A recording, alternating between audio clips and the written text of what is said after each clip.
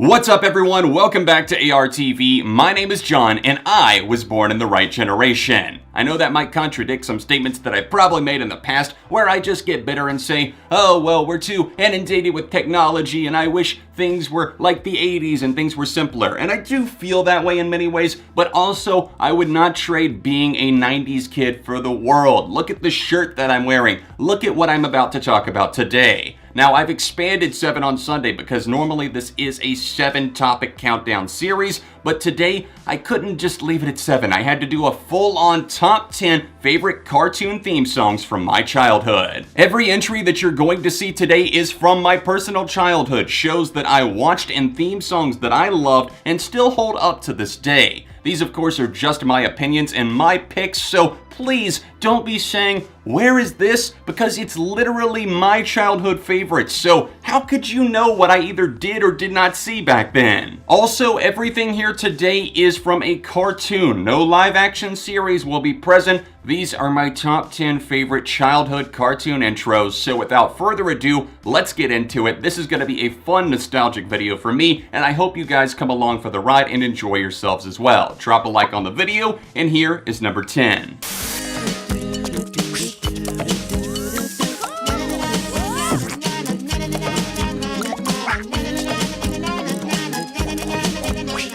Do do do do do do do do do do do. At number 10, we've got Doug. Doug Funny, what a character right there. This was a show that I feel, despite the awesome theme song, was also awesome in and of itself. I think it taught a lot of lessons about diversity and about weirdness being okay. We all felt a little bit awkward, and I feel like so many 90s kids were able to relate to Doug, perhaps seeing a little bit of themselves in Doug, maybe perhaps wanting somebody like Patty Mayonnaise who was orange and Skeeter was green. Everybody was different and it didn't matter. The theme song though is extremely catchy despite not having any actual lyrics. It's all in a cappella vocal melody and then also some guitar slide in the mix as well. It's really fun, and I remember always getting so excited to see what would the little end bit be with Porkchop the dog with the light turn off and Doug falls and everything crazy, but also just singing along to the lyrics even though there weren't any lyrics, and I don't even think I realized that when I was a kid. What a wonderful kind of day. If you could learn to work and play and get along with each other.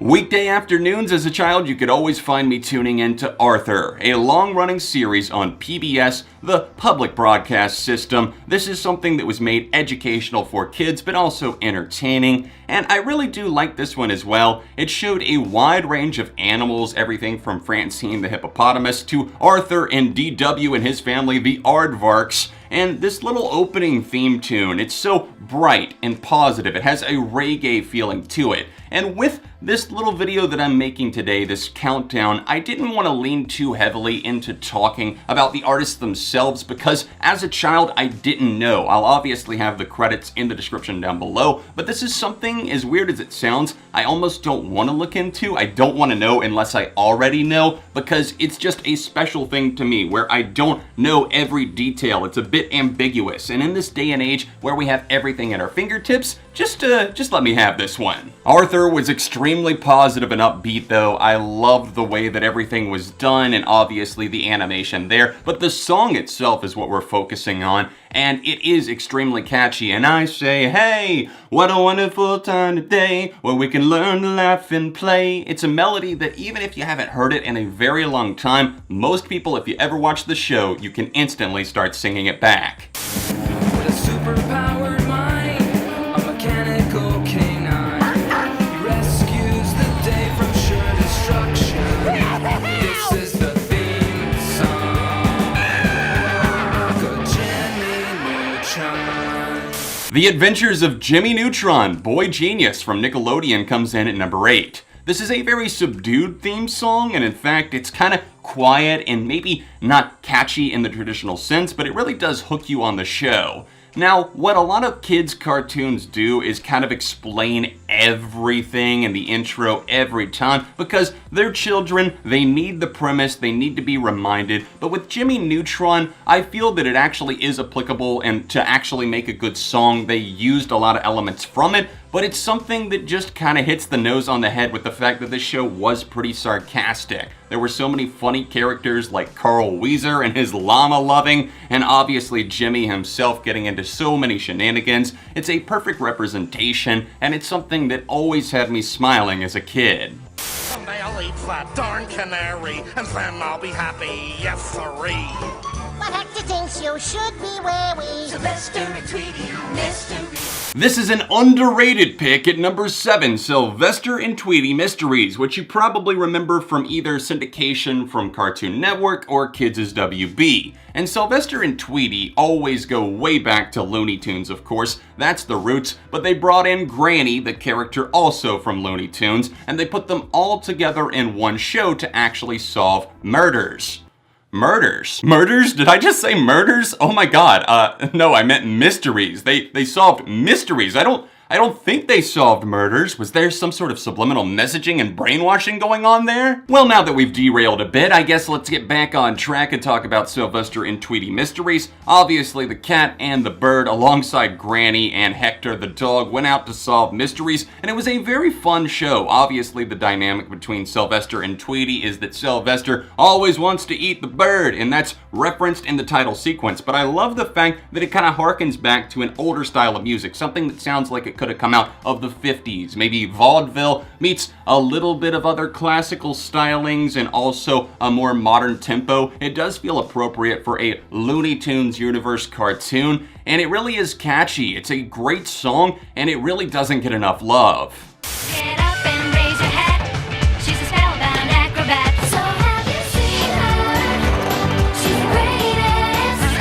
Oh, super magic. Called Sabrina. Definitely got teased a little bit for my number 6 selection, but we have Sabrina the Animated Series up next. This aired on UPN for me in syndication back in the early 2000s. I would watch this before school, and typically it was seen as a more of a show for girls, and I still liked it because I liked the actual live action series, and I saw this as a companion piece. Now, years later, the show doesn't hold up all that well, the animated one that is. I just see it as being a little bit too removed from the canon and just too made for kids, and they just kind of left out so many details that were kind of important, but the theme song is actually poppin'. So have you seen her? Great little vocal thing in there. I always liked that. A nice little transition between things as they showed Sabrina using her magic, getting her into shenanigans. I remember sitting in front of the TV watching and eating my cereal before school and just having a grand old time. So the second that song starts playing, that little drum, I know exactly what I'm getting into, and it's still a fun tune. When there's evil on the attack, you can rest knowing they got your back. 'Cause when the world needs heroes on patrol, Teen Titans.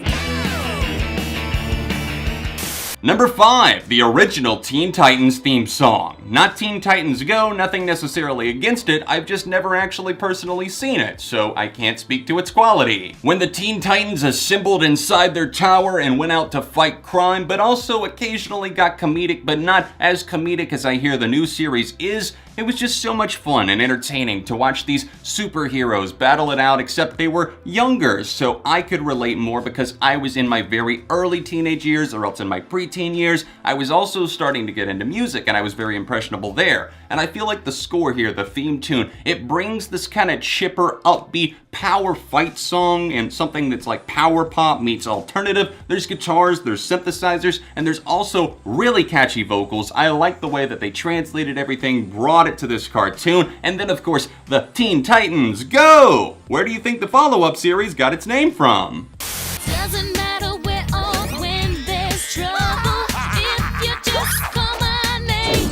Impossible. Call me Big Man if you wanna reach me, when you wanna face me. It's so Hey Wade, what's the sitch? Oh, I definitely loved me some Kim Possible back in the day. So many great villains, and obviously Kim Possible was fantastic. I loved the naked mole rat, and obviously Ron was great. I loved the dynamic that they had, the friendship, and also the kind of will they, won't they Rachel Ross thing, except I didn't know what Rachel Ross was when I was a kid. Don't even get me started on the reboot that Disney Channel attempted to do by making a full-length live-action movie that nobody fucking asked for. Absolutely keep that to yourselves because it was just embarrassing. But I think we all need a refresher course because after that, we have to go back to the original series and that original opening sequence that's so good. The opening song is fantastic. Call me, beat me if you want to reach me. It's a slice of pure early 2000s pop bliss, and it's served up in this action sequence as you see everything rolling out, and you just feel like you're on the hunt and on the investigation with Kim and Ron and the naked mole rat. And we just didn't get that dynamic in the movie. I had to turn it off like halfway through because it was so damn bad. But hey,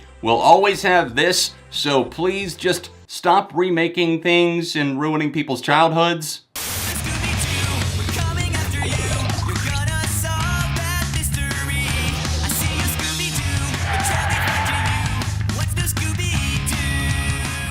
Simple Plan, you actually did something right. And number 3, we have What's New Scooby-Doo, because Simple Plan did do the theme song for that one, and I knew that back in the day because I had a cousin that was really into that band, surprisingly enough, and I know I said with a lot of them I had no idea and I wanted to leave it ambiguous. This one I knew right away was Simple Plan. Scooby and the gang are up to their typical shenanigans of trying to solve mysteries and crimes and injustices, and obviously they're also a little bit afraid in the process, and we do get those opening credits that are so endearing, they're so much fun. I love how it opens with the bats and then it moves into the mystery machine and the whole gang are out there running around doing their typical hallway sequences and pulling off the masks of monsters who were actually people, all that fun stuff. And the song really set the mood. It was upbeat, it was of the times, it also tried to make Scooby-Doo a little bit more modern, and I think it worked because Scooby-Doo, that show, What's New Scooby-Doo, totally still holds up.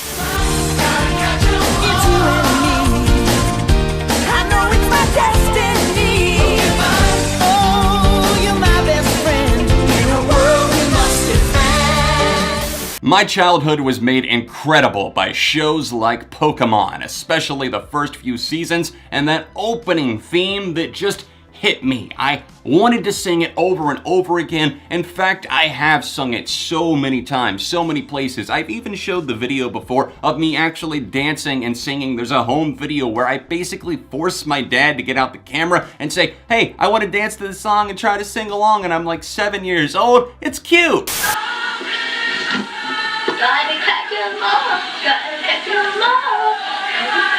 The Pokemon Season 1 theme song was a dominating force that the entire world heard and seemingly sung back, because to this day, you start singing, I wanna be the very best, and somebody's just gonna go, like no one ever was, bow, bow, wow. You know every note, you know every word. I don't need to sit here and explain to you why it's incredible, but it's so well composed. The lyrics definitely have impact. It talks about friendship, people coming together, training, battling, everything feels like it's on top of the world, and everything is at stake here. And not too many cartoon shows could do that. Not well, at least. In Pokemon Season 1 especially, really succeeded. And I even really like the Johto theme songs too.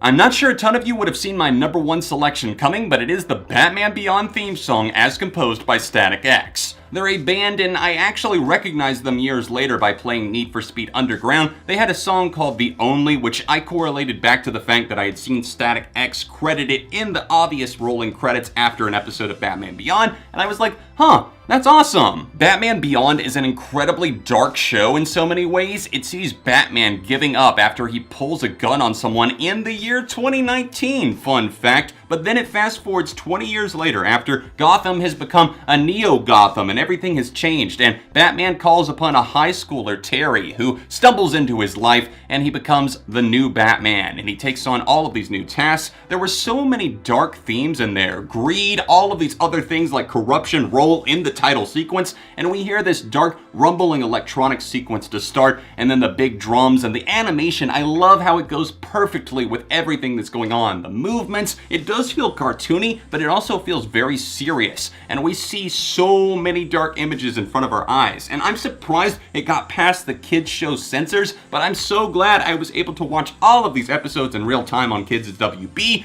and they still hold up even better to this day because I actually get it now. The theme song though is absolutely stellar. Shouts out to Static X. I love everything from the opening electronics, the big drums, and then that searing guitar that just fits the mood and sets the episode off right every single time. It couldn't have been the show that it was, I don't think, without that opening sequence to really set the bar high. Childhood memories have come flooding out of me like nothing I have ever seen before, so I think we're gonna cut the water off there. I hope you guys enjoyed this episode of 7 on Sunday where we expanded to the top 10 to see my favorite cartoon theme songs. If you enjoyed this video, then please, for the love of nostalgia, smash that like button and subscribe for the love of music. If you want to catch up on 7 on Sunday, then tap right here or tap here for another recent video I made on the channel. All of my social media accounts can be found in the description down below. Thank you to everybody supporting me on Patreon, and I'll see you soon for more on ARTV.